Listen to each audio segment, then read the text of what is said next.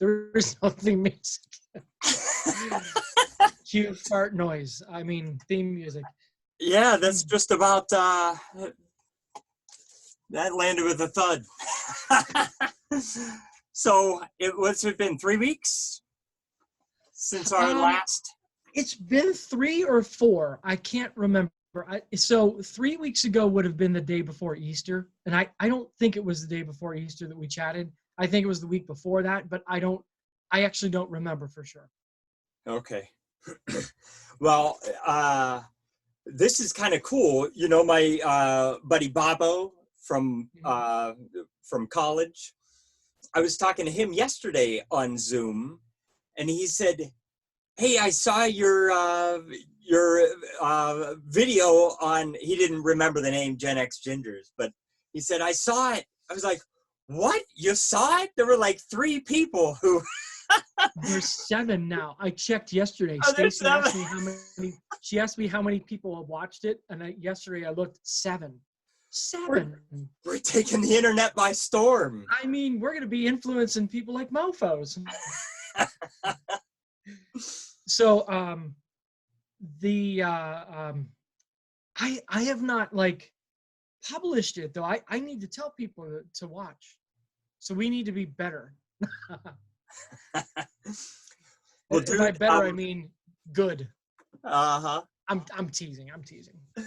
Yeah, well, have you heard how long at your company they expect to be under unique circumstances?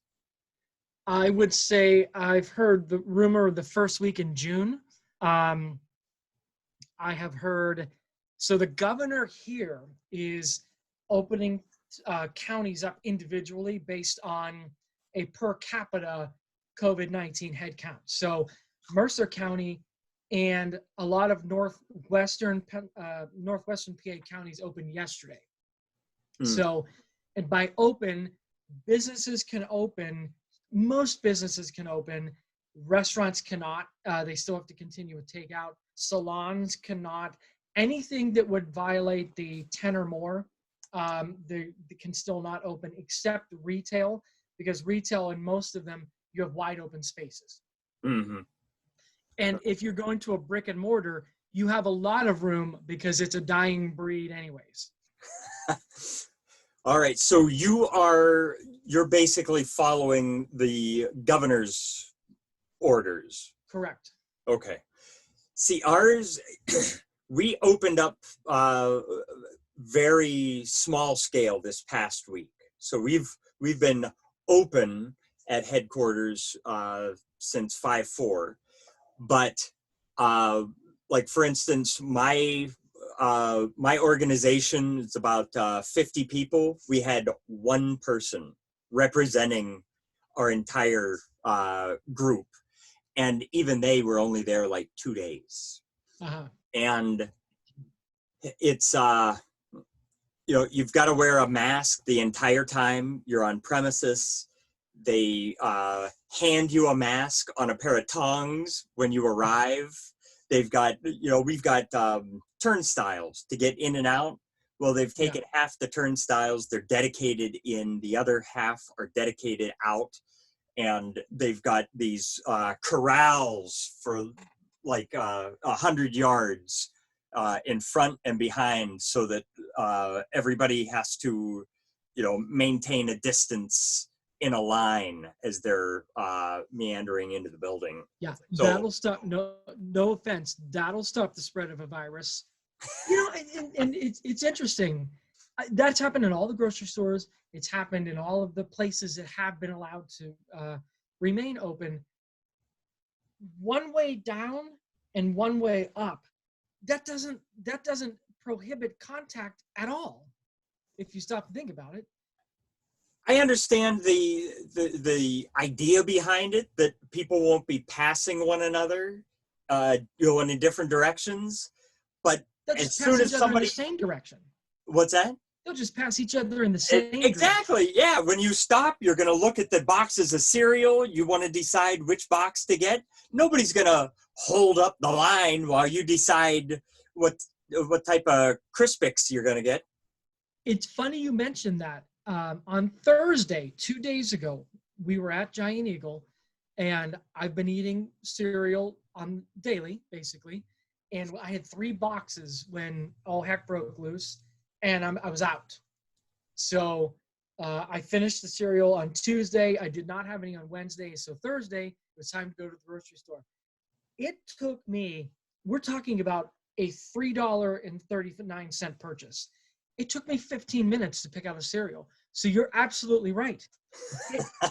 It's the people that pass each other in the same direction or meander. Like, first thing I did was I looked to see what was on sale. And then from that, I looked to see who has the least added sugar. You know what? You want to know what my choice was? I got, and they're good, not great, but they're good, and that's good enough. Chocolate peanut butter Cheerios. Ooh.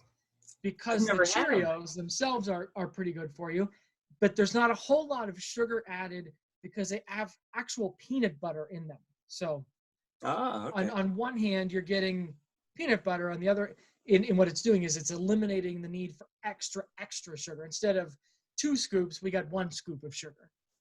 So it took me 15 minutes. So you're right. Everybody was passing me in both directions.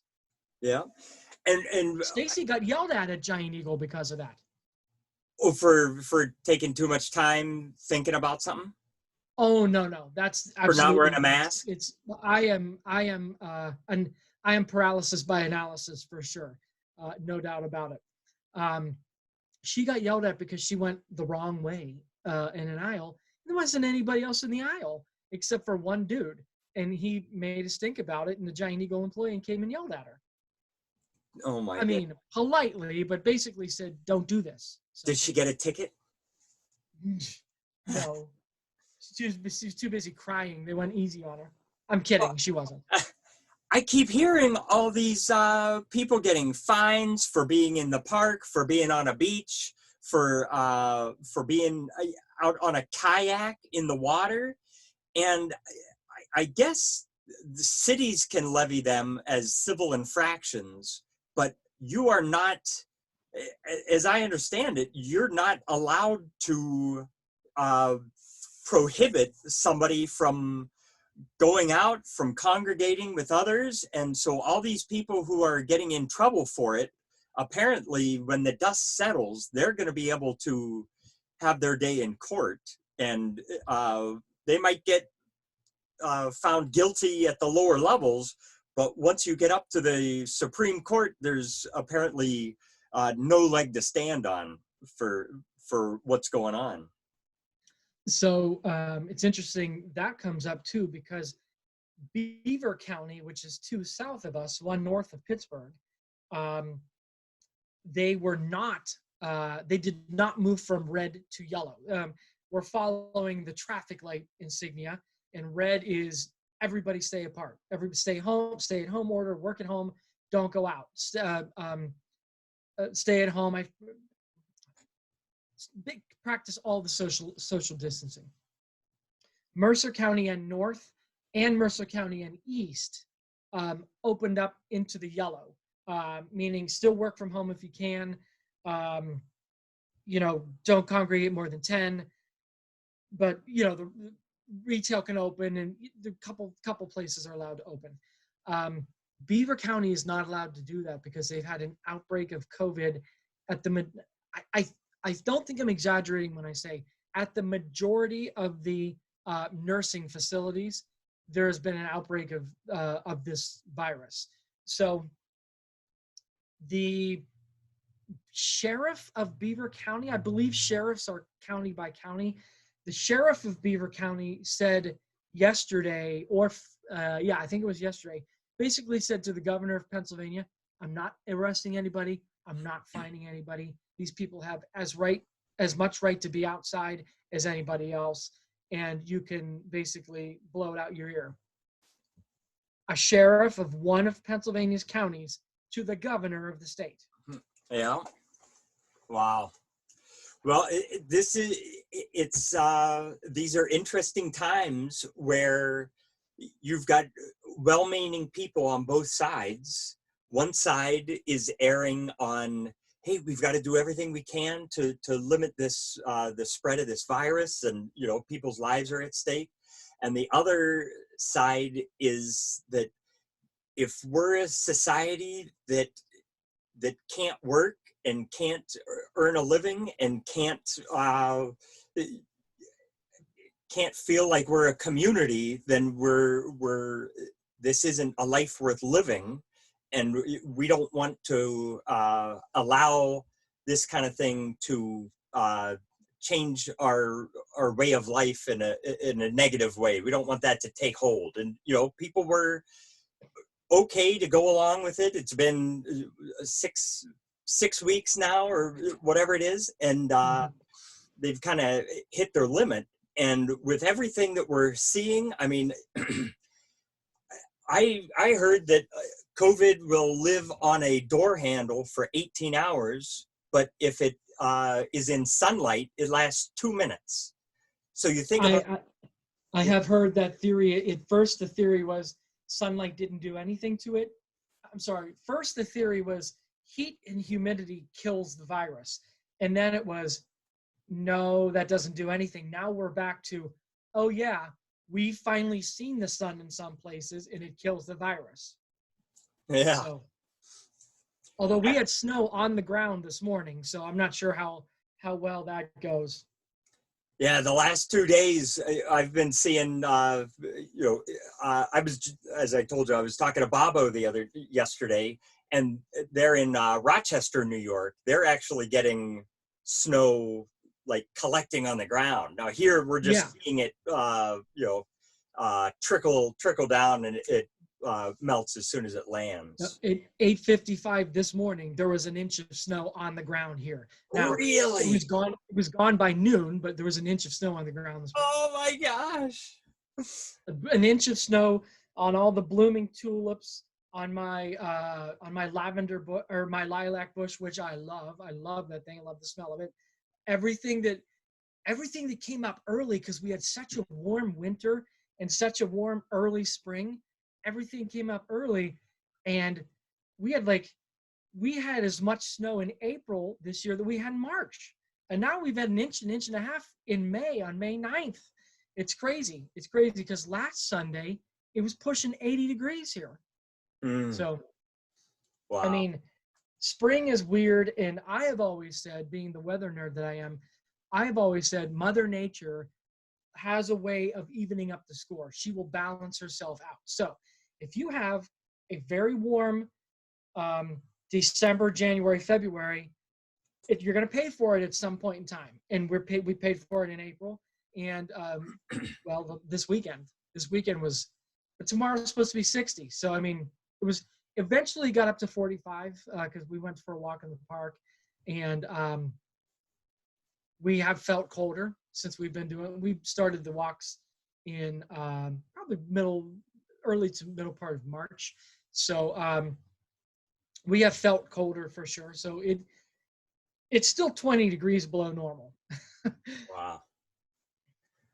Yeah. Well, and people are speculating as to what caused this COVID-19 outbreak, because apparently it's been around since 2006, something like that.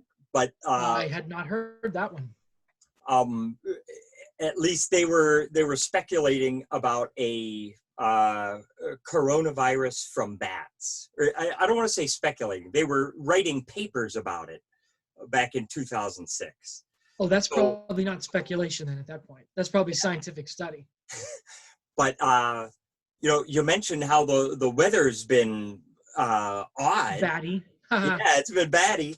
And who knows? Maybe when they've had time to analyze exactly what happened, maybe part of it is that the abnormal weather patterns might have played a role in how this thing got started. Who knows? Well, there was a theory, and this theory made it to the news, which, grain of salt, but it made it to local news, and it was, this was in October or November, that we have an early flu season because the eastern and southern hemispheres had also experienced an early flu season. Flu was very bad in Australia early on, and then it was bad in parts of Asia, and then the flu season hit here early. So it's possible. Again, I'm not a conspiracy theorist. I'm just more of a theorist than a conspiracy theorist. It is possible that this has been around for much longer than we expected. I can tell you this. I might have mentioned this last time. Last March, my office mate and I were very sick. I got it first, but I had a bronchitis. So I went to the doctor, diagnosed bronchitis. He gave me the albuterol treatments, and I sat there with the thing in my mouth, breathed it in, and he gave me a steroid and reduced the swelling. I started to feel a little bit better. Who knows? I might have had it back then. Yeah. I rarely get sick. I mean, I'm certainly, I get sick, but that's the last time I've even had so much as a sniffle. That was more than, that was 14 months ago. So I'm very lucky in that regard, but who knows? Who knows what that actually was? Yeah. Wendy thinks she and Paige had it. I might have told her that back in January, they were both out of commission for upwards of a week. And her doctor said when she was last in there, that might have been coronavirus. It's got multiple strains. Some are more lethal than others. So maybe she had a lighter strain of it. Who knows? It has mutated in the United States already since we've been studying it since right around the time of the Super Bowl. So it was early February. We started to hear about it. Recently, I heard that it's mutated already. What they're studying now is different from what they were studying 3 months ago. And think about this. This is the sports fan in me here coming out. So the Super Bowl was in San Francisco this year. Wait a minute. No, the Super Bowl was not in San Francisco. The Super Bowl was in Miami. Where it was, I think it was in Miami. But San Francisco played in it. San Francisco played Kansas City. So Kansas City won. Had San Francisco won, a few days later, they would have had a parade and there would have been millions of people there. We would have seen an enormous explosion of it right then and there, because the first few cases in the United States were in Washington and the Bay Area. So had there been millions of people congregating, we would have probably seen it much larger early on. So good thing they lost, probably stopped a major outbreak early on. Uh-huh. Wow.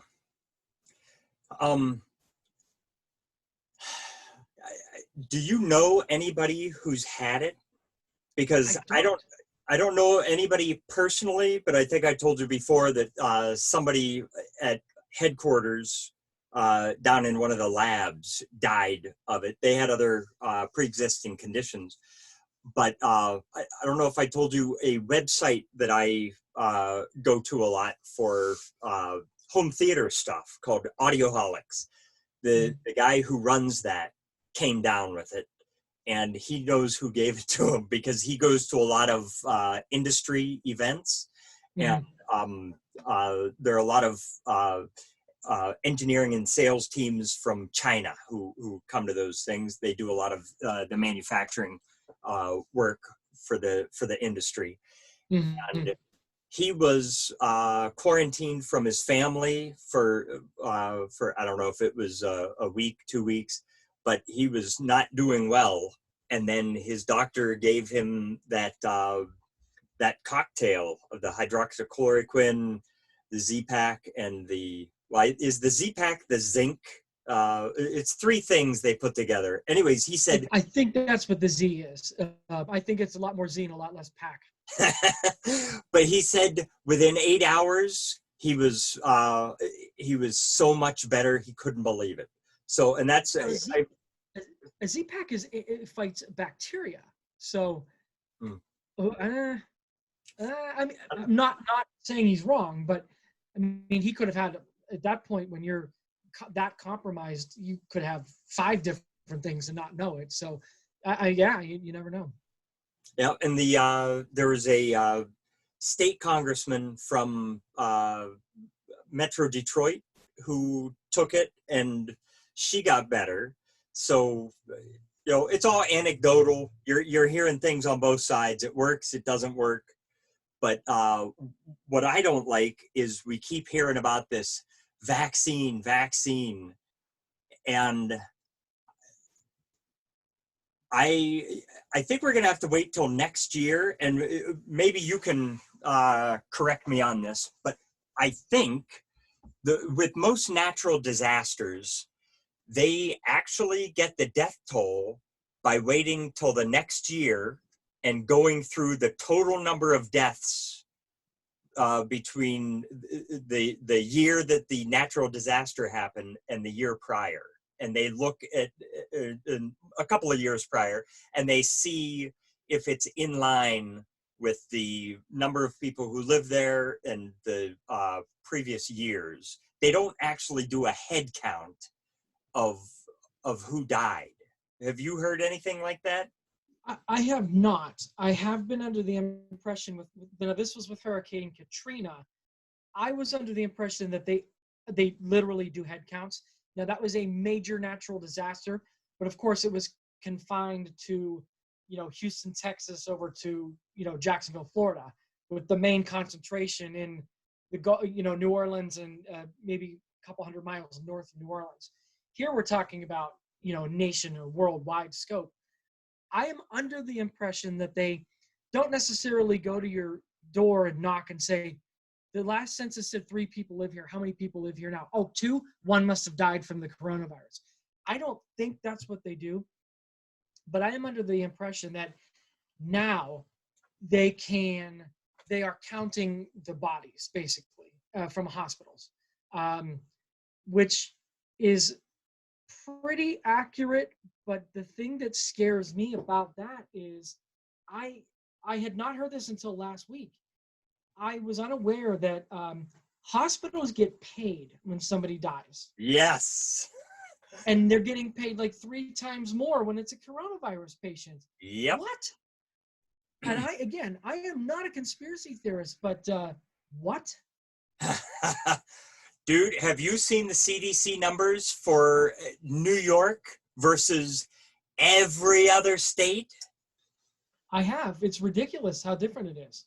I think the average number of deaths compared to a normal year in the majority of states we're at like 93%, which is fascinating because, okay, maybe we're having a lot more people die from coronavirus, but there's a lot less people dying from other things because there's not much going on. So all these traffic fatalities and stuff, they're not happening.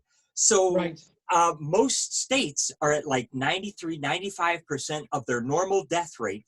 And then you look at New York, there are 5 states that are above 100%. The next closest is 139%. New York is at 211% of their normal fatalities for the year. And when I see that, and exactly like what you're talking about, they are getting paid X number of times more if it's stamped coronavirus related. And that's why I don't trust the I don't know if it's an official death certificate yet, but they're claiming these things are COVID related. But when the dust settles, they're supposed to be going through and seeing whether it's truly the true cause of death or just they happen to have it, but they died of this other thing. I don't trust that. That's why I'm thinking back to and I thought it was a, not Hurricane Katrina, but something like that. What was it down in, it hit Puerto Rico and some other in the last I can't remember which hurricane, but that wiped out a lot of that island. Yes, that was a couple years ago. But apparently in some events like that, they've used this technique where they don't go with head count. They look at the ins and outs compared to prior years. And Well, and one of the things why that doesn't make any sense is, so somebody gets sick and dies from coronavirus symptoms. We're not 100% sure. All right, so the hospital gets their $39,000 instead of their $8,000 or whatever it is. I'm making up numbers, but just for point of reference. Then CDC or whatever organization goes in, and in October of 2020, some 6 months later, says, oh, you know what? That person had congestive heart failure, and that was probably the cause of death. That hospital has already cashed that metaphoric check. Yeah. So the process doesn't make a lot of sense. Now, the United States, aside from natural disasters and Pearl Harbor and the World Trade Center, aside from those things, the United States doesn't deal much with mass catastrophe. Mass catastrophe happens in most of the rest of the world. So I don't think this nation is really equipped. We're not ready for it because it's been since 2001 since we had to deal with anything like it. And that was in one community. Well, that's not true. That was in 3 communities: Pittsburgh area, Washington, and New York City. Not from coast to coast, not from Canada to Mexico. It just doesn't, we are ill prepared. And I think this has become a great example of it. This nation is not prepared for mass casualty, mass catastrophe. Yeah. So, dude, I'm going to try something. This might not work, but I'm going to try to share screen. All right. Okay. So I can still see you. Host disabled participant screen sharing. Dude, you're blocking me on everything today. You are a vindictive, let me go into tyrannical meeting leader. I am not going to put up with you hosting again. I'll tell you what, I just made you the host right now. You're in control, tough guy. Oh my goodness. Now I got nobody to blame. Have at it, Haas. That's going to be my out. Well, Brian made this happen. All right. You mean Brion. Oops. All right, can you? There it goes. I only meant to share one thing here. All right, are you able to read this? I tried to blow it up. I am, and I'm actually able to follow your pointer as well. All right, so here you see Connecticut. Their deaths. The number of deaths is unimportant. It's all about the percent of deaths versus expected. All right, so there's 21%. That's it. Yep. So then you scroll down here, you get to, here's the United States. Now we're up to 98%. It had been like 93% a week ago. But then you come down all the way down, and it's not just New York, it's New York City. They call it out alone at 230%. And do you see the bottom 3 together? It's New York, New Jersey, and New York City. Yeah. That's why the governor of Pennsylvania shut down our state early, because we border New York and New Jersey on that side. So he that was his theory as to why he was going to shut the state down quicker. But yeah, I see that. That's crazy. Now to New York City only, they do live on top of each other. It is 10 million people in a confined space.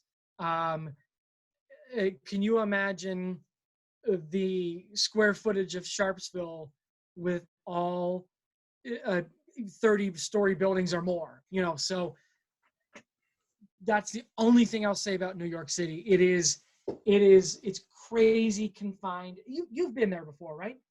Yes. Yeah. It's crazy. I've been there once. And I was just in awe of what I was seeing. So it's possible that New York City would be higher than the others, but not to that degree, I don't think. Yeah, although you walk the streets of New York City during the day, and it's unlike any place else in the United States. Right. Nobody walks in such large numbers as New Nobody York City. walks as angry as a New York Citian. That's right, and they all have black jackets. And they Nobody. tell me to forget about it. For a fashion capital, everybody wears black. There's no creativity in that. But That's right. uh, It's slimming. dude, now this is the CDC website. So again, we don't want to be conspiratorial here, but we're riffing on things that we hear, things that we see. Have you heard that YouTube is purging content, delisting content that goes against WHO guidelines and statements? Yeah. I heard that yesterday, just because I've been doing research, oddly enough, on whether to get a portal from a Facebook portal or not. I've been doing a lot of research. And again, I talked about paralysis by analysis. Uh-huh. And so I was bumping around Facebook and YouTube and the internet and just doing a bunch of research. And I saw that yesterday. Yep. Now, this is what gets me. They are basing whether or not they're going to basically ruin somebody's life if they are relying on YouTube for their putting food on their table. Number one, that's a bad lifestyle decision. Correct. to put all your eggs in the basket of one company that may flick a switch tomorrow and everything you've ever done evaporated. Right. But I don't understand why they're basing it on WHO, yet if you go to just about any video on YouTube that, let's see.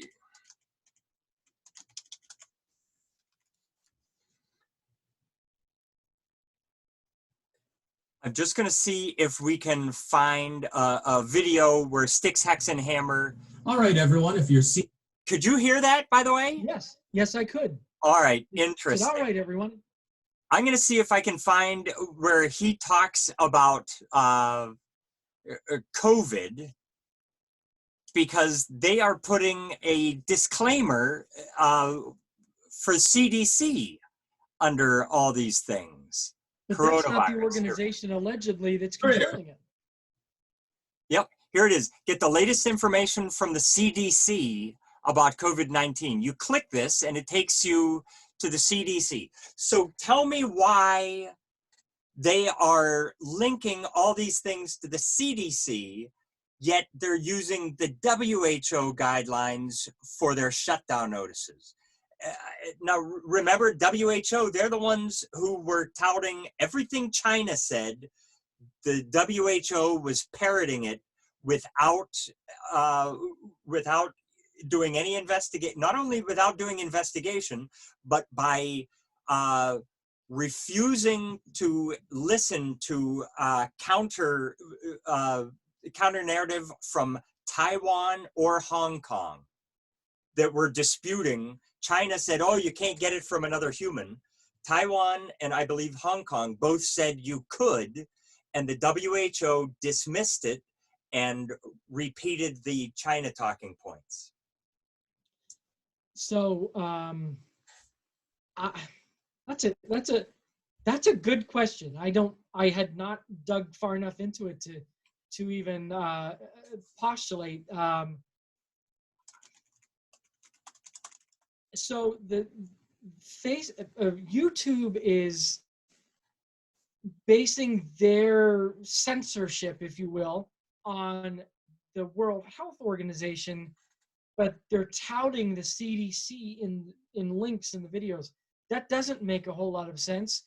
I do seem to trust the CDC a little bit more, but I don't. That doesn't make any sense. Yeah, it lacks consistency, right?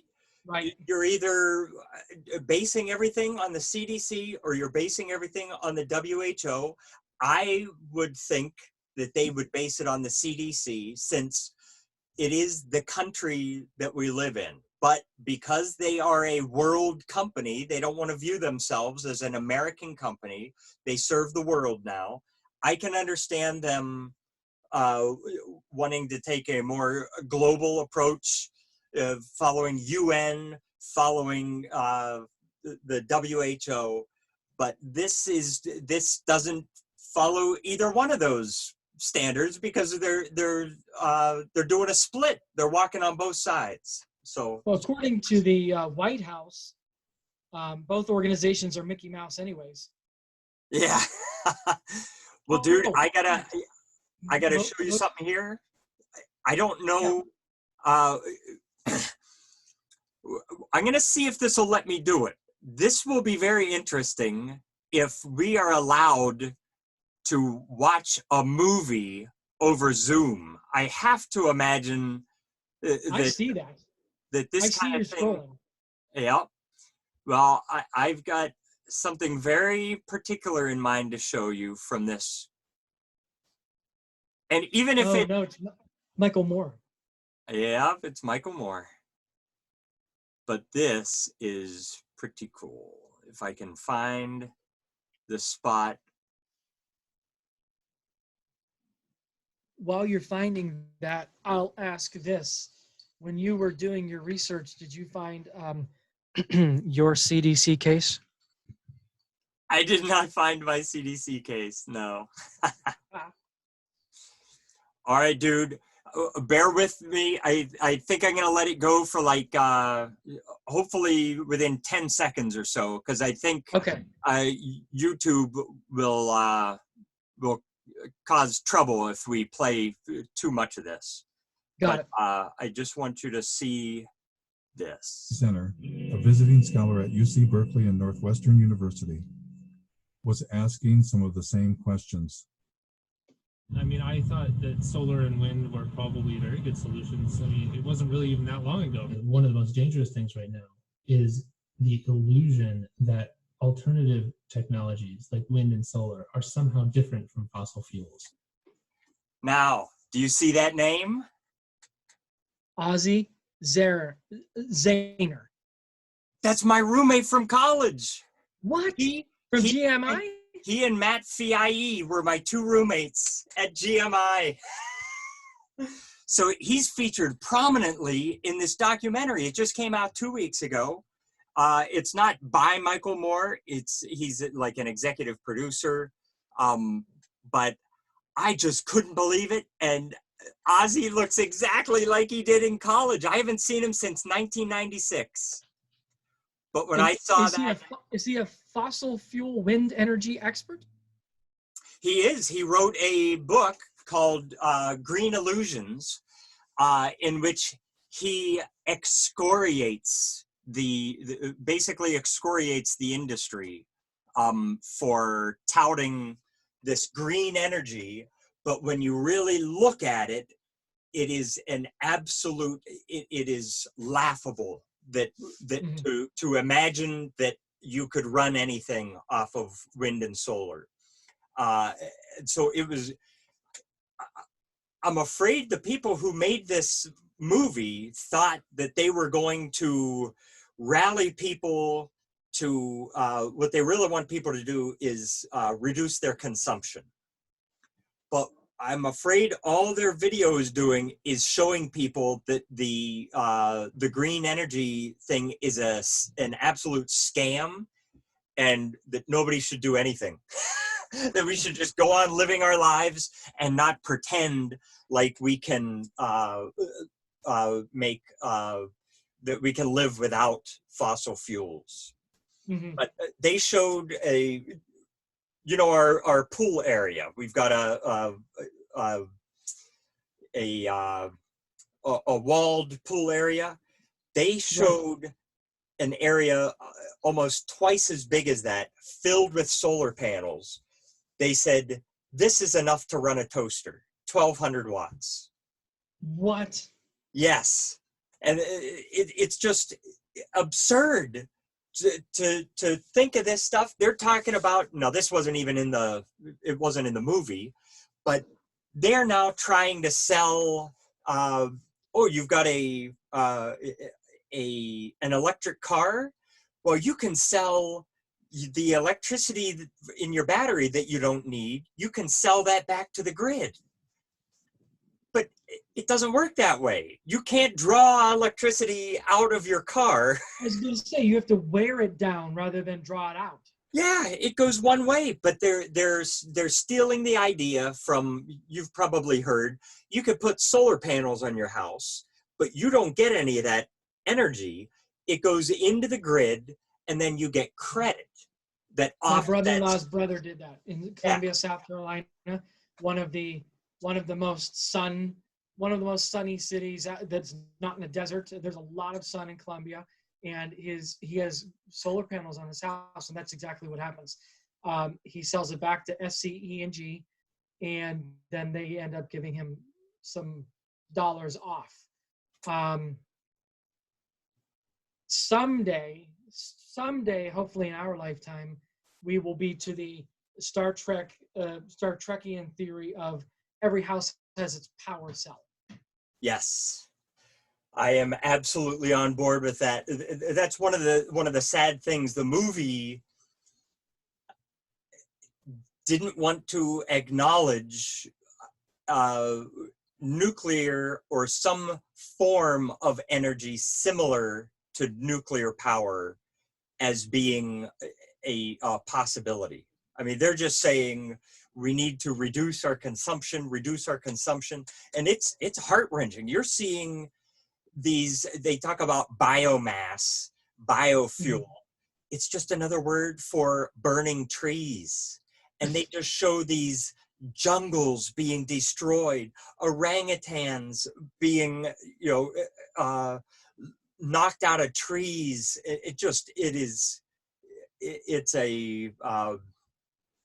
There are parts that are difficult to watch as a sympathetic human being, but so that's your roommate. Is he nicer than Matt Fie? I love both of my roommates from college, and I wish them both the best. My only interaction with Matt was him kicking me out of the house because you did not pre-approve my weekend.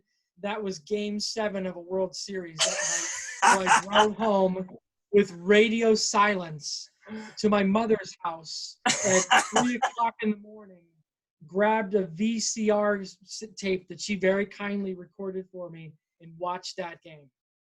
Oh my gosh. Dude, I completely forgot about that. But I have not. apparently. Well, dude, I put Matt through I put him through the ringer. So I mean, everybody has stories of their roommates and stuff. So And I'm sure there's way more to him than met that eye. Yeah, it was just so that's what you have to remember him by. I'm clearly exaggerating. If I'm not clearly exaggerating, let me say it. I am exaggerating. I'm sure there's more to him than met the eye that night. So yeah, it's funny that you say I like both of my college roommates an equal amount. This is no way admonishing either one of them. The opinions expressed in this are reflected only by GenX. By the way, we need to get that copywritten. Trademark. What copywritten? GenX Gingers. We need to get that trademarked. Yes. I heard criminy. I was trying to think of one famous redhead and I couldn't. Conan O'Brien. Yeah, he's trying to copyright it. We got to beat him. Yeah. because we saw him in concert together a year and a half ago. So yeah, that's the first one that came to mind. So speaking of Conan O'Brien, the other night I sat down. Since I'm using Johnny Carson's microphone, I figured I'd keep a pen in my hand. I was sat down to Netflix and I watched a brand new special from Jerry Seinfeld. It was pretty funny. I saw the teaser for that, and it looked good. Yeah, it was pretty funny. There were some definite laugh out loud moments. It was pretty funny. So, you don't think of Jerry a whole lot because it's been since 1999, I believe, 98 or 99. So unless you're in the niche that enjoys comedians in cars drinking coffee, you don't think of Jerry Seinfeld much anymore, unless you're watching a rerun that still airs every day in every city, every media market in this country. But you don't think of him a whole lot. And he proved that he's still a funny guy. Yeah. Well, I still think of him a whole lot because those shows, you find examples almost every single day that, something in your life reminds you of an episode of that. Absolutely. And I've heard the same thing about Simpsons, because there were 28 seasons. 32. They're in 32 now. 32. Oh my gosh. That it is not a funny show anymore. I can tell you that. No, but they say you can, whatever the situation, there's a Simpsons episode that's about it. And I mean, they did things like predict Trump as president. I think they had a Trump president episode, something like that. They did. I mean, it's just if you've been around that long, you've done it all. And the Trey Parker and Matt Stone with the South Park. South Park, they did an episode like 20 years ago that said Simpsons did it. That this one guy kept on saying, all right, let's do an episode where this happens, that happens.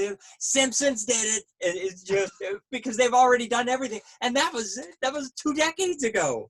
So yeah, I mean, do they still have the same basic cast? Hank Azaria and everybody? Do you know? Yes. Hank Azaria made news this TV season. It might have even been this calendar year, but sometime recently, Hank Azaria said, I am not going to do the voice of Apu any longer because as I look at it, I realize that I am entertaining a stereotype. And he said, I'm not going to do that voice anymore. So they have grown a little bit. But it's funny. I was watching a fairly recent episode not that long ago. I mean, it had its funny moment or two, but they were at Moe's bar, and the Love-Matic episode, the Love-Matic Grandpa. Love-Matic Grandpa, yeah. The Love Machine is still in Moe's bar.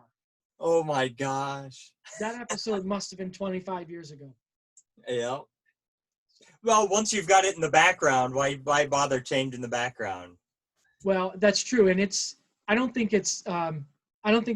any of them are hand-drawn animation anymore. So, I mean, once you establish the background, you're right. You might as well just keep it the way it is. Yeah, I mean, just like I've recently pledged my allegiance to Russia, but I still keep the American flag there because I don't want to bother. You don't. It down. Yeah, you don't want to change. Yeah. Well, too much effort. You changed. You just don't want people to know that you changed. Comrade. Soviet Russia, car drive you. There was a movie on the other day in the background. I was walking through the living room, and Tom Hanks and Shelley Long were in it. I have never seen it. Apparently, it's called The Money Pit, and I happen to be walking through at the exact moment where Mr. Smirnoff himself shows up, and I said out loud, "Is that Yakov Smirnoff?" And Stacy said, "Yeah." I said, because it happens. You know what I said? In Soviet Russia, car drive you. And she looked at me like, what?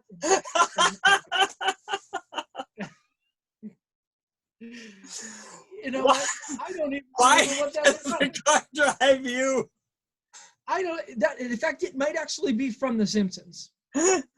No, it's that one's from Family Guy. Family Guy. Okay. Oh. Dude, have you ever heard of Tim Pool, or have I mentioned Tim Pool before?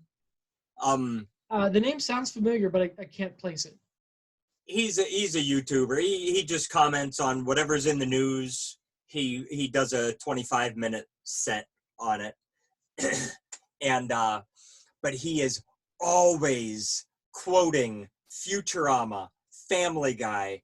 I don't know if he's done The Simpsons, but it's awesome. It's just all the things, and he usually doesn't reference where he got them from, but it's just awesome to hear him. Like he said, something was technically correct, the best kind of correct. That's from an episode. That was the professor, wasn't it? Oh, the best. No, kind of it's thing. the accountant from Jamaica, that guy. Oh, Hermie.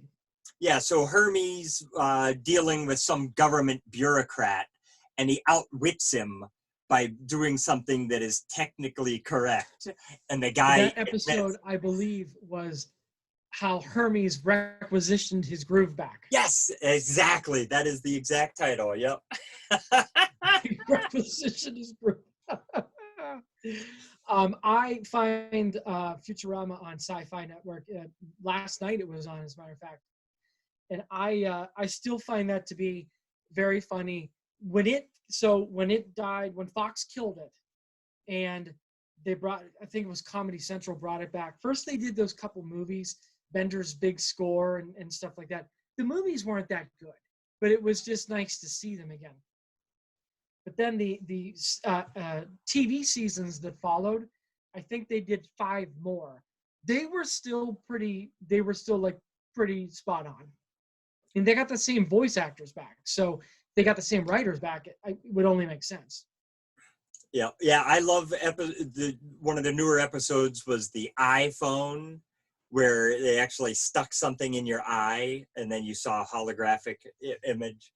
Yeah. So yeah. The final episode was actually pretty good. Have you seen because they believed it was actually going to be the final episode this time. So they wrote a series finale, and it was pretty good. Yeah, that's where Fry and Leela, they're together for like centuries. Yes. Time goes by, and they missed the loop that the professor said they needed. So yeah, and they see the literal end of Earth, and then it loops back through. Yeah. Now, you see, there's an interesting theory I always quote Star Trek on my interesting theories. But there's an interesting theory that Earth runs its course, dies out, sun dies out, whatever the case is, and just loops through again. Start from the beginning. The galaxy sort of resets itself. Things get back into the right place. Everything lines up correctly. Juices flow, get created, however you want to view it, and we are right back to where we started. Yeah. The same but different. Yeah. I'm trying to decide what has happened to comedies, and because Futurama was so fantastic, and there are still some good animated comedies today, like Bob's Burgers. I love Bob's Burgers is usually very funny. Yeah. But I don't like the I guess it's not anger, but people, they mock each other more. Like Friends, everybody always made fun of Joey for being dumb. Right. And even Futurama, they're always mean to Zoidberg. Always. But shows like Two Broke Girls, that whole show is just angry sarcasm spit at one person and another. It just seems like there's a meanness to the jokes. Like it's not just a joke; it's a joke on you. like somebody in the scene is being poked fun at. We're not laughing with them, we're laughing at them. Yes. And I hate that. Two Broke Girls. It's funny you mentioned that because Stacy and I have talked about that quite a bit. We have watched it. Kat Dennings is gorgeous. So actually, both of the main actresses are quite cute. But you talk about stereotypes. The dumb Russian was a cook. They had an Asian in there that was constantly horny, and Garrett Morris was in it, and I think he played a blind guy. It was everything. It was stereotype. But the way I described it is, I can't take it. It's too much. There's too much shtick. Do you remember? Family Guy still does this. The doctor in Family Guy. Oh, he's the best. When he needs to break news to you, he does nothing but shtick for 2 or 3 minutes, and finally, one of them's like, "Doctor," I can't remember if his name is Hibbert or not. I might be mixing that doctor up with the doctor from The Simpsons, but Dr. Hibbert, please, I can't take any more shtick. Just tell me. That's what that show is like. At one point, when we were watching an episode, I was like, I can't. It's rapid fire. It's nothing but punchline after punchline. It's like setting up a joke, knocking him down, set it up, knock it down, set it up, knock it down. There's no substance between these statements. I was like, please, I can't, it's too much. I can't take this. But I'll tell you, there are some very good comedies on, in terms of regular TV, which I know you probably don't catch a lot of anymore. It's one of the best comedies on TV right now is Brooklyn Nine-Nine. Have you seen that? Oh, yes. Nine-Nine is great. I haven't seen a whole lot of episodes. They are all friendly with each other. They are all, I mean, sure, they're sarcastic, but they're a group of people that were co-workers that forged friendships. Even Scully and Hitchcock have become friends with the rest of the group. They did a Halloween episode. So this year, NBC decided to hold it until the second half of the year. So there wouldn't be any reruns. It would start in January and end in May, or February and end in May. I forget exactly. But there would not be, aside from the occasional special here and there, there would be no reruns of it. So their big episode is always a Halloween-themed episode. The Halloween episodes are phenomenal. There's always this cloak and dagger, and there's always this crazy storyline, and they're playing a game, and well, this year the episode didn't air until March because they waited. But what the creators did is they knew that the episode wasn't going to air until the spring, so they still made it a Halloween-themed episode. But at the end of the episode, they were sitting at the bar talking about how crazy Halloween was in March.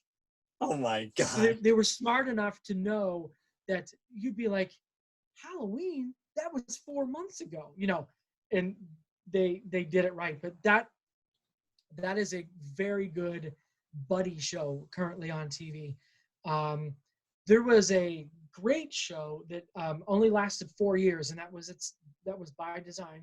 It was called The Good Place. It just ended January, February of this year. If you've not seen it, it's about, although they never say it, it's like in Seinfeld, they only say the master of your domain. They never say what you know they mean. They just never say it. Uh-huh. In The Good Place, they never say heaven and they never say hell.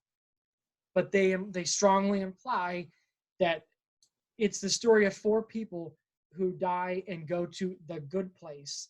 And in case you do decide to watch it, I'm not going to spoil it, but each season there's an overriding theme. It's serialized. So each of the 4 seasons, there's an overriding theme. But it's very good. These characters became very good friends. Even the bad guys became some of the good guys, but it wasn't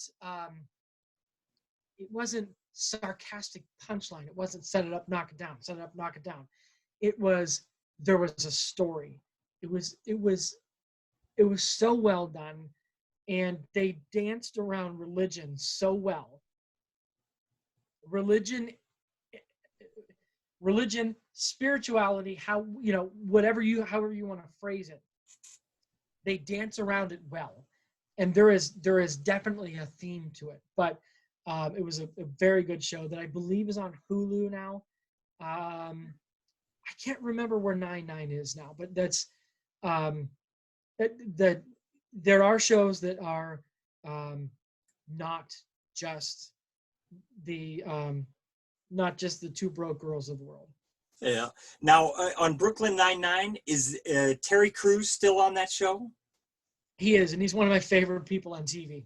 I thought maybe he was like too big a name to stick with it. I thought he'd be on it for a while, but then get tied up in other endeavors. But Andre Braugher is an enormous movie star. I mean, he's been in movies, and he was on Homicide, Life in the Street, I think. So, I mean, Andre Braugher is a big name also. So, but Andre Braugher plays such a different guy. First of all, he's gay in the show, and his husband's name is Kevin, and his husband's very funny, and he shows up every once in a while. But he's so different. Andre Braugher is so different from what you're used to seeing him. If anybody on that show is exactly who you thought they would be, it's Andy Samberg. Yeah. I mean, not Andy Samberg. That's Andy Samberg. He's the guy. Yeah. Yeah. He's the same in everything. He's like exactly Tom Cruise. Confusing him with what I always called his replacement on Saturday Night Live. I can't remember his name. He was dating Vanessa Hudgens or something, and he had some drug and alcohol problems this year. Adam Sandler. No. No. It's funny. Sam Berg replaced Sandler, and what is this kid's name? Oh boy, there's the age in me coming out. I can't remember. I can describe him, but anyways, I was confusing Andy Samberg with the guy that's on now. So, what is his name? Oh well, we better move on, or that'll get to me. Yeah. All right. So we've talked about television shows. Let's go to movies, because well, I want to talk about what's going on with Hollywood and movie theaters, because I just paid $20 to watch the movie The Hunt, and they just can't catch a break. They delayed the intro because when they were about to come out last year, there was a big shooting. So they held it back. They didn't think it was the right time. And then when they're about to come out with it, the COVID thing happens. Every movie theater in the country shuts down. And so they've been offering it basically anywhere you rent or buy movies, you can get this thing for $20. Fandango and not Redbox. Redbox online. I know what you mean. Yeah. So I have a strong opinion about movie theaters. We've spoken about it here.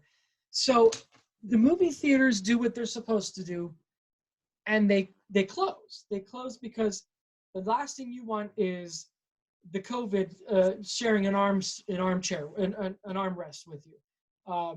Coughing and sneezing, popcorn in the mouth, rubbing their hands on the armrest. I mean, it's a foregone conclusion. It would have spread like wildfire in there. So I understand the movie theaters and what they did. What I don't understand is the company that owns AMC movies, I think it's AMC, comes out and blasts like serious shade thrown at the production company that made Trolls World Tour, because they said, how can you do this? We have this system set up. You're supposed to produce the movie. We're supposed to show the movie. We'll never show another, I'm going to say Universal, because again, It's just for sake of argument. I might be right. I might not be. We're never going to show another Universal movie again. How could they do that? I don't know about you, but if you spent $75 million to produce an animated feature, wouldn't you want that movie out? Yep.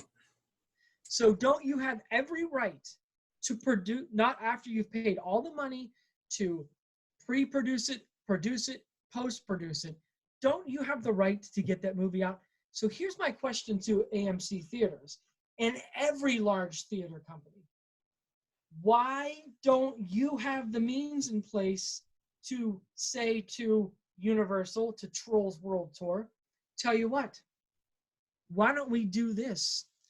We're going to have a streaming service, a streaming version of our theater, and the movies are going to come out that way. So everybody will be able to sit and watch them at home. And similar to what you did, instead of paying $7.50 for one matinee, you paid $20 because they can't control how many eyeballs are seeing it. So they have to charge more money. Why couldn't AMC do, okay, join us in our virtual theater, $22.50. Here's a voucher for next time you're at Walgreens, get some popcorn, at a store that's allowed to remain open. They could have struck advertising deals. That's the American way. Yeah. Unfortunately, the bigger American way is to complain. Yep. But really, kind of the movie theater nowadays, you could compare them. They're behaving like a car dealer to a car company. I think a car company would love to be able to have a buy it now on their website. So when somebody goes in and they configure the car that they want, instead of, well, let's check dealer inventory in your area, you just say, I want this exact model, and you'll get it somehow. It's going to come to you, or you're going to meet them someplace. But I think nowadays, since third parties are already bringing cars to your doorstep when you buy like Carvana or something like that. Yeah, that they could just do it. Now, what's in the way are these car dealers who have laws in place in every state that says you must, new cars have to be purchased through a dealership. So I don't know what the rules and regulations are for, not regulations, because it's just a business decision that Like a handshake don't, agreement. yeah, but with the movie theaters, because it's not law. Right. But really, why does a Carmike or an AMC or any of these? There's another one I Regal. wanted to mention. Yeah, but these movie theaters, they don't do anything except present the movie. So Right. really, Universal could just be the next Disney Online, Disney streaming service. Universal could just say, all right, we own the movies, rather than giving the rights to these 5 streaming services. We're just going to hoard all our movies back, and now you get them through us, and we'll use all the money that we make from these catalog titles that we've already made 5 times over because they're 40 years old. We're going to use that as our funding to help produce the next movies, and no longer rely on theaters, ticket sales, any of that stuff. Because I'll tell you, for a generation who watches everything on this tiny little phone, I don't think they have the same nostalgia for sitting with a bunch of people they don't know in a big dark theater the way I do. And even I have written off the movie theaters. I told you before, I only go once or twice a year. But this new generation, they won't even watch television on a television. Yeah, I was talking to a coworker who is 24, 25 years old, and we were talking about Brooklyn Nine-Nine, as a matter of fact. He was a big fan of Parks and Rec, and he mentioned Brooklyn Nine-Nine. I said, "Hey, that's on tonight."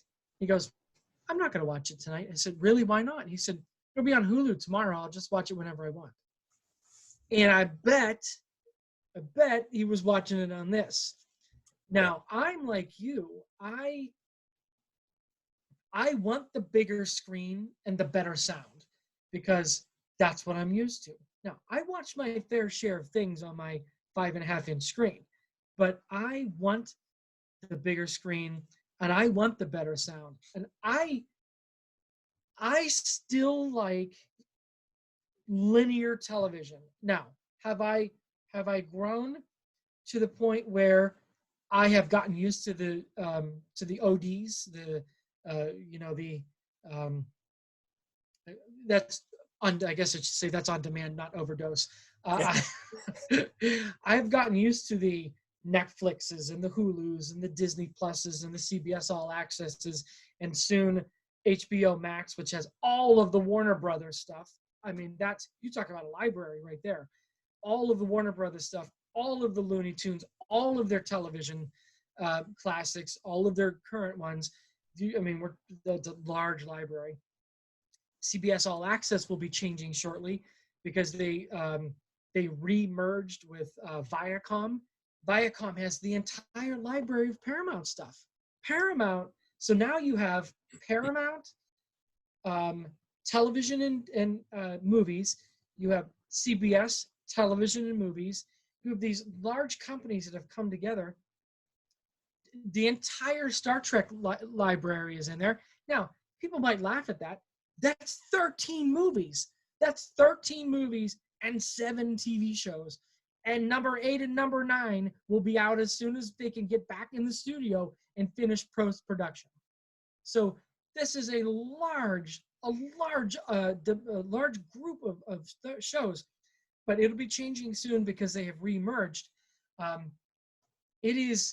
have really gotten used to that, but I do still sit down on Brooklyn Nine-Nine's, I think on Thursdays at 8:30. I do still sit down, turn the TV on, I do it one of 2 different ways.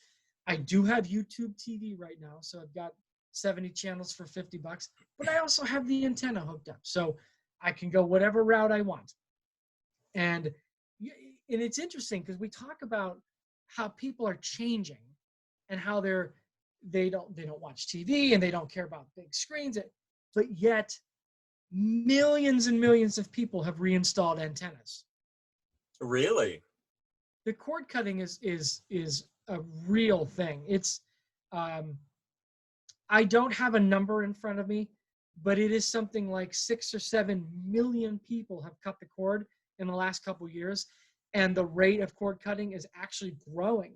So they're anticipating in the next couple of years, the number of people who have cable will be down to 60%. That's low. Is it? Well, I thought there was like a year over year of double-digit losses in. Yeah. And it's growing. The number of losses growing due to cutting the cord is increasing. In fact, some news just came out today that you probably would have not seen because it's about Monday Night Football. Monday Night Football moved from ABC to ESPN. So it moved from over the air to cable. I don't know, feels like 15 years ago when everything shifted to cable. As cable had grown and fragmented all of the network offerings and 200 cable channels, everything moved to cable. Well, ABC, the deals are getting renewed. The television deals are getting renewed as we speak. And today, they said that Disney, who owns both ABC and ESPN, is going to be moving Monday Night Football back to ABC. You know why they're doing that? Because nobody has ESPN anymore. If they want people to watch this show, it must be on over-the-air television. You gotta So follow the eyeballs. Yeah. that is the one saving grace to linear television. If you need to watch a live event, it still gets plenty of eyeballs. But if you can watch it tomorrow on CBS All Access or 2 days from now on Hulu or Netflix or whatever, and you're under the age of 30, that's what you're going to do. Wow. Well, I think the people who watch cable television and people who watch over-the-air terrestrial broadcast have one thing in common: New Balance sneakers. Is that what it is? Well, that's my theory, but it's I heard that they unscientific. all like chocolate sauce. That's what it is. I mean, it is. It's weird. It's in our lifetime we've gone from antenna to cable in its infancy. Cable grows. CNN, ESPN, circa 1980. They explode to these. There's 4 ESPNs and there's 3 CNNs and there's headline news, and then there's all the competitors: MSNBC, CNBC, Fox News. Then they went to Newsy, satellite. then it goes to That satellite blew TV. up. Yeah. Then it goes to mini satellite TV. Then you go back to cable because they're like, we're the only people in the world that will give you HD for free. And they're right, the advent of high definition. But now people are like, you know what? I don't have $250 to spend on my cable bill. So you know what I'm going to do? I'm going to watch TV for free. So they hook up the antenna, and now under the first generation of digital TV, the local broadcasts can be broken up into 4 different parts. So Fox 2 in Detroit, you've got 2.1, 2.2, 2.3. Well, if they all do that, and they do, your 4 stations have just become 16 for entertainment purposes. So it's really not so bad anymore. Yeah. Well, there was something. Oh, because you were talking about that I might not have seen this because it was about Monday Night Football. Dude, I am so despondent about the news today because you're literally hearing 2 opposite stories depending on what channel you're on, what website you go to, of everything. I mean, even the coronavirus. You've got one station that says basically there's nothing to it. We should be all back to work. Then the next station says it's even worse than we thought. We need to shelter in our homes. Don't go out. And I don't even look at the news on websites anymore. And so apparently there was a shooting in Canada. I found out about it after they responded to it by banning guns. So that's how I found out about it, was because of the gun ban that came several days after the shooting. And there was a shooting in Flint in the last day or 2 also over a mask. Over a man. Oh, yes. Yes, the security guard. Yep. At a Dollar General or something like that. And dude, Wendy told me about it. So we went through the story. It's a family. A family murdered this guy, and they can't even claim that it was, in the heat of an argument, because they left and came back with a gun. Yep. It is so tragic. And the guy's just a security guard trying to put food on his family's table, and he's got a job to do. And the people who tell him to do that job, they're sitting safe at home, or at least inside the building, not the ones who have to confront the public with these things. But the family that did that to that security guard, I just hope, because it's literally a father and son who went back, and I just hope that the son is, but it's an adult son, so he's not going to learn anything. It's too late. I just So hope. there was a similar killing in Florida. I cannot remember the young man's name, but he was literally jogging one morning down his street, and a former sheriff of the community and his adult son went to make a citizen's arrest against this guy who was, there's camera footage of it. He was just literally jogging down the street, and they confronted him and they killed him. And the person behind them had cell phone footage of it, and they finally came forward. And in the cell phone footage, you can clearly see that this jogger by no means provoked these two guys. And this happened 2 months ago, but they finally got arrested yesterday or Thursday, like sometime in the last day or two. And what took so long? I don't understand that. So I don't know. Hey, can I pause for one moment? Because it's getting dark, I'm gonna take care of the curtains and turn the light on. That might make it a little bit easier to see me now. Yep, I'm going to pause now. Ha ha.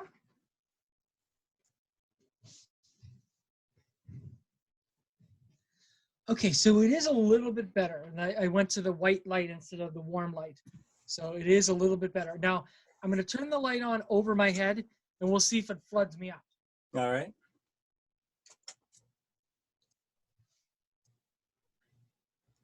Does that flood me? It's really blown out at the top. Yeah, maybe if you go down. Is that any better? Yes, but could you put pants on? I'm just kidding. Tell you what, I'm going to go back to this and turn that light off. Yeah, the lamp in front of me is better. Now, if I took the lamp shade off, it's that. That's crazy. Oh, yeah. There we go. Yeah, that's better. As Vincent Price once said, point source lighting is a cruel mistress. Vincent Price, huh? Yeah, he never said that. So relevant. Well, you brought up Seinfeld. I'm just kidding. Well, It's a we brand just new did a new special. story this week. I know. Oh my gosh. So All are right. we back to? Oh yes, there. I see the record button. There we go. Did you even see that I was spinning around in my chair? I did. I heard I you. didn't hear you go. Wee. I heard you walking back to the chair. So I hurried up, hit record, and started spinning around. And then you didn't you didn't get in front of the camera right away. I was like, holy smokes, I'm gonna lose velocity before he even gets to see me spinning around. Is it? Look, George. One whole revolution around. No, I forget what he says. Mr. Kruger, Mr. K. Uger. So, we were talking about that shooting Yes. Now, in Canada and Flint. yeah. So I know, actually, it's funny. I know some details from both events. The one in Canada, apparently it's a dentist, orthodontist, some kind of tooth doctor who That make me angry also.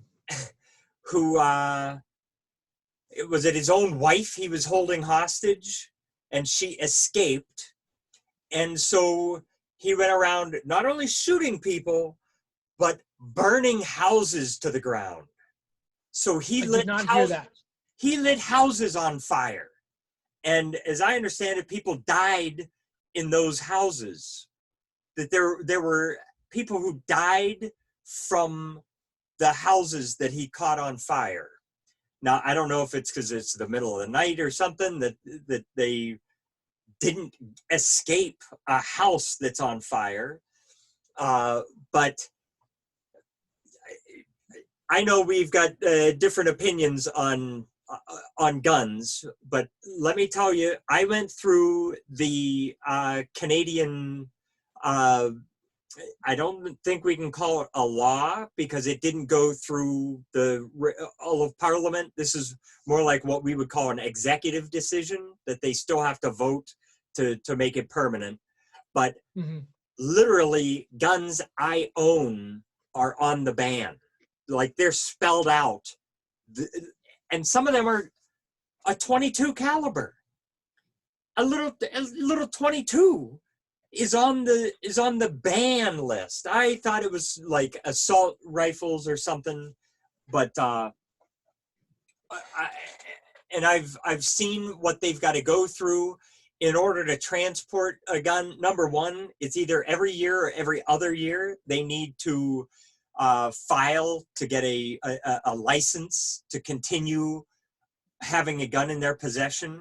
By agreeing to by signing to get the license, you agree to government officials coming to your home to inspect how you maintain your gun, to make sure that it's properly stored.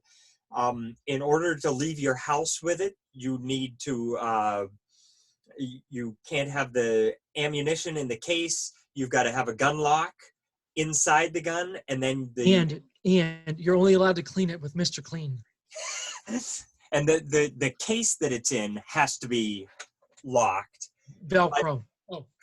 But that was even before this. Now with this ban, if you own one of those guns on the list, you're not allowed to leave the house with it. You can't shoot it. You can own it, but you can't do anything with it. So just like fireworks in Pennsylvania, you can own them, you just can't shoot them. Really? Is that how the law is written? It changed in the last year or so, but yeah, you used to be able to buy them, but you just can't shoot them. Oh my gosh. I don't know. I just, it's amazing to me that a country so close in proximity to us that we feel is so similar to us is doing something so drastic. So, but apparently they don't have it in their constitution that it's a right. So they're able to do this kind of thing, and it doesn't make a big deal. There's your bare arms right there.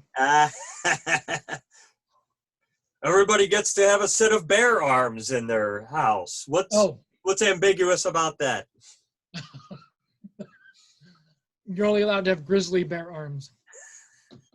Do you remember that from Family Guy, where it shows a pair of bear arms on a plaque on the wall? Yep.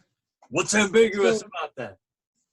The thing about Canada, I mean, what are you, 50 miles from the Canadian border? I mean, We're close. You're a little bit closer than we are here because we have to go through the lake. But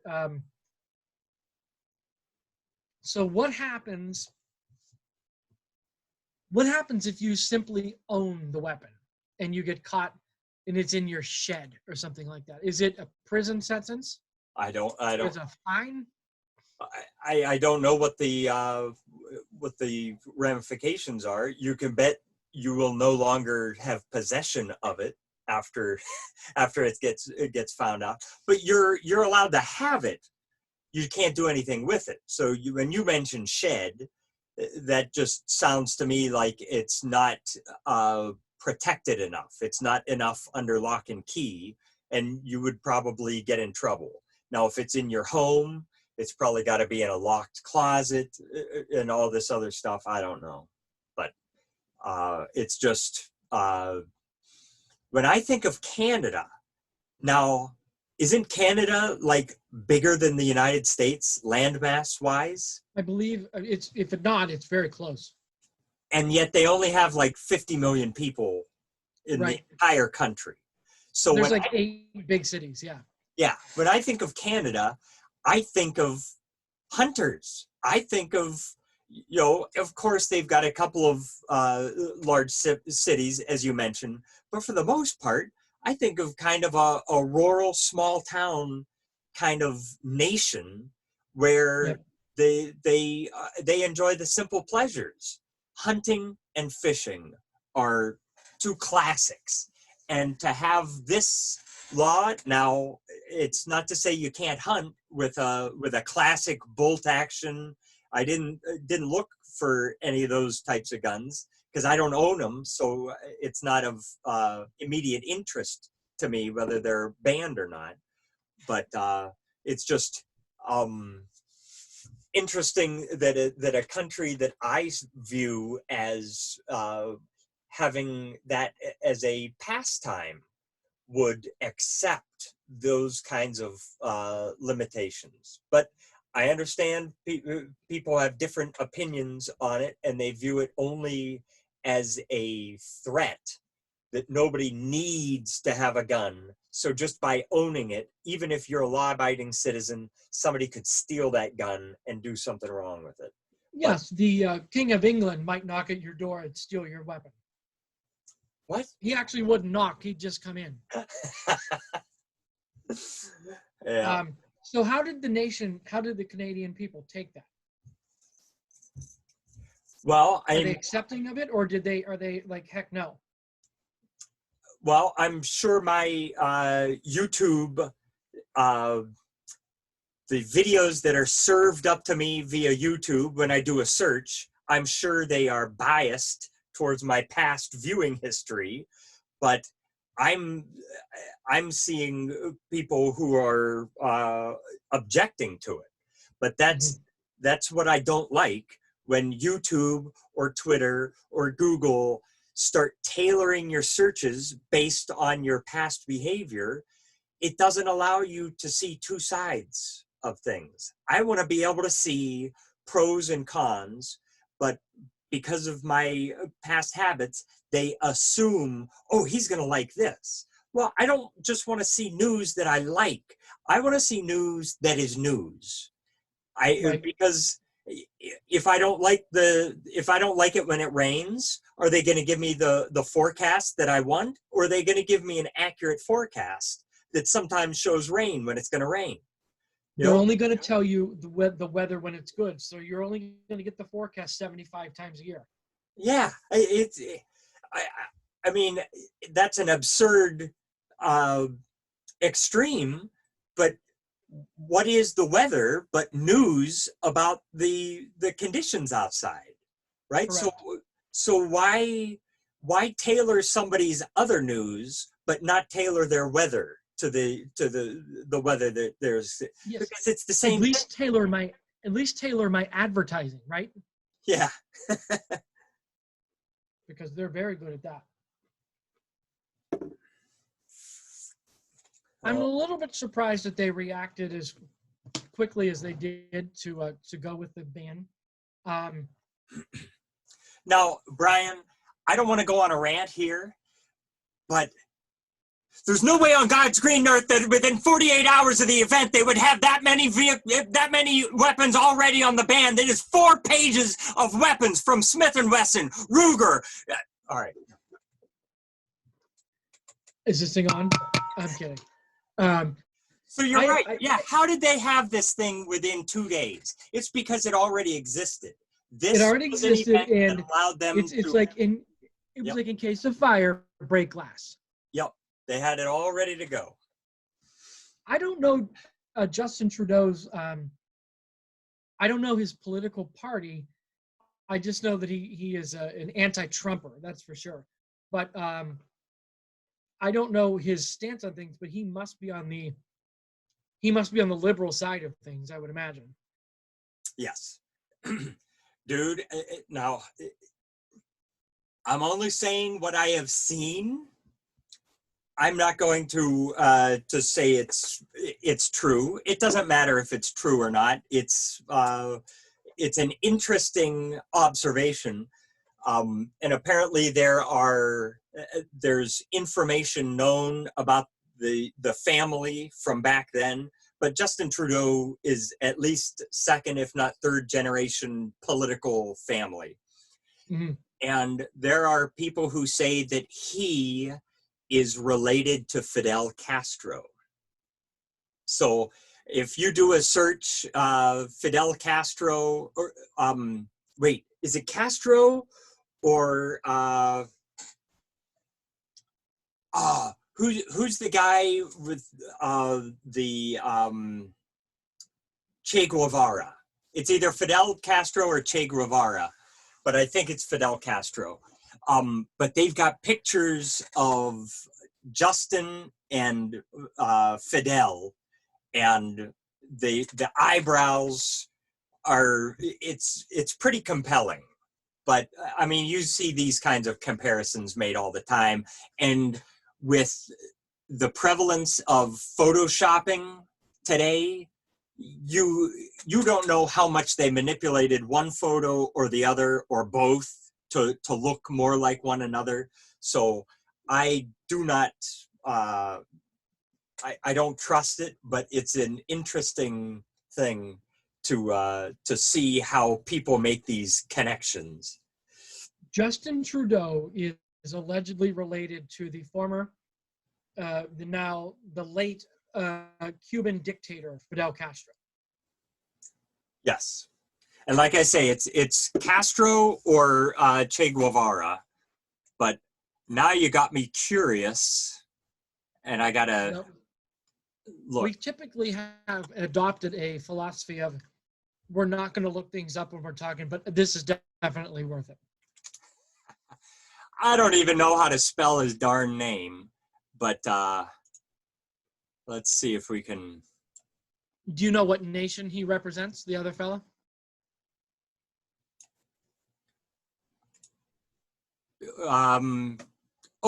Che Guevara. He was tried to what nation did he try to liberate by killing hundreds of thousands of people? It was some kind of a rebellion that I don't recall right now, but it Is the became top very bloody. left image there, is that Fidel Castro, the top left image? Um, The one that looks like a very young Burt Reynolds? apparently, let's see. Or is that his brother Dennis from Seinfeld? I You remember that don't- episode, Dennis Castro? Dennis Castro? No. Um, Fidel Castro during a 1955 visit to New York City. Kramer was talking to Earl Hathaway. They were betting on. Oh no, it was the Dominicans. It was the Cuban and Dominican episode where they were rolling crepes, Ah, and he said, "These aren't just some Dominicans made out, Cubans made out to be Dominicans made out to be Cubans." And Kramer said something about Castro himself would have smoked them, and they're look at that, it's terrible. see, this is why I say you cannot trust this kind of thing anymore, because Photoshop. No, of course these are absurd, but Photoshopping has gotten so good, you cannot trust your eyes anymore. So that's Dennis. I just said it. That's Fidel on Trudeau's body, and that's Justin on Castro's body. Yeah. That's terrible. They both went with a straggly beard.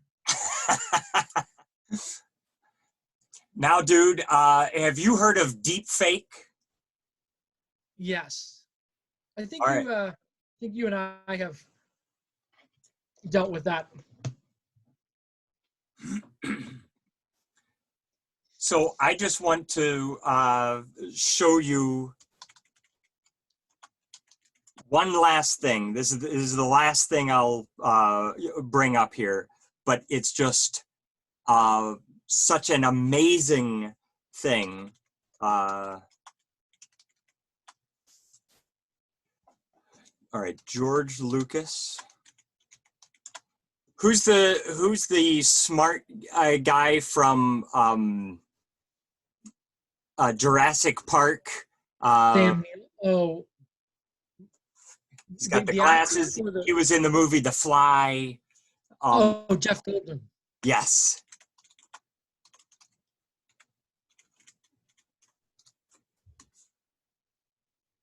Dude, this is a deep fake that is so amazing. Guys, Smells I want wet. to apologize. I know Very this, wet. you guys were all thinking it. George? Gentlemen, the world's gone streaming. Streaming services are all the rage these days. Robert, when did you first realize that streaming was dominating your industry? You know, first I thought it was another word for golden showers. You know, That's the streaming thing? You're it turned out to So I don't know how much of this is people who are, actors who are just good at imitating versus artificial intelligence. But here I'm gonna go forward to Tom Cruise. It's fascinating to see this type of talk on Star Wars. Robert, Jeff, Tom, I want to ask, what did it do to you as children when you got to see Star Wars in theaters? It was one of those things where you remember where you were at the time. I remember because I was paying my parents. This is very good. Jeff, if I can bring it back to the streaming conversation Sure. and the conversation about awards. There's a lot of debate in your community right now about All right. So anyway, all right. How do That I? looks a lot like Tom Cruise. Yeah, but you can tell by the lighting. The lighting is so off. It's different for each person. So I didn't show George Lucas, but his head is the wrong size for his body. They all their heads are a little different. And Jeff Goldblum, he doesn't look as old as he really is. It's more idealistic. So, but that was a 15-minute conversation that this guy had apparently with computer-generated stars in this roundtable discussion, and it's really believable. And you've probably seen the deep fake morph of who's the guy from Saturday Night Live who Lorne Michaels. No. He's one of the previous generation. He was big in 2010. Very prominent Adam's apple. Bill Hader.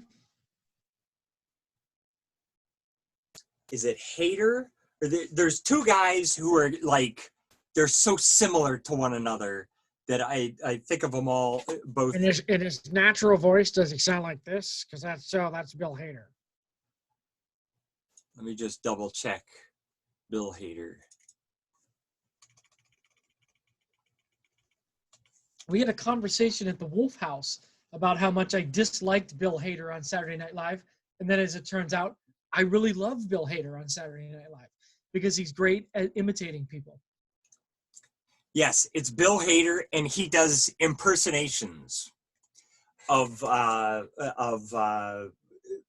several people, Al Pacino, Arnold Schwarzenegger.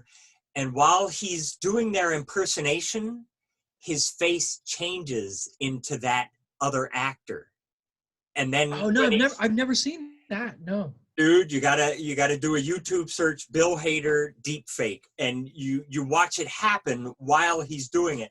And I mean, once you see that, then you realize you can't trust anything you see from now on. It's crazy. Yeah.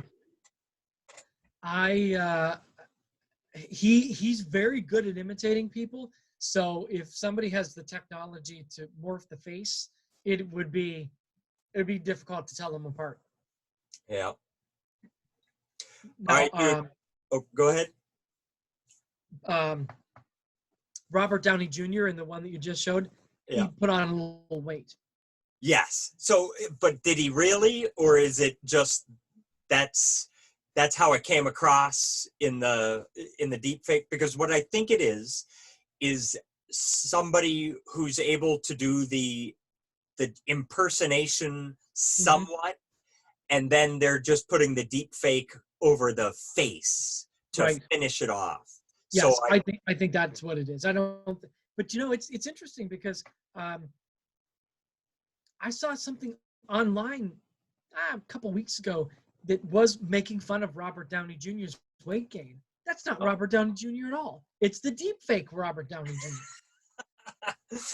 What if that's it? What if people are developing negative opinions of people based on impersonators?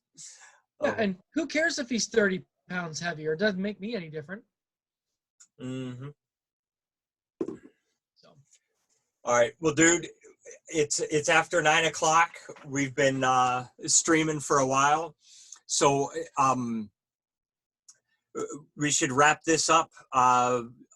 Someone from our high school class just died this week, but I don't want to get into it. We'll talk about who it was during our next get together, and I will talk to you, dude. I'm kidding.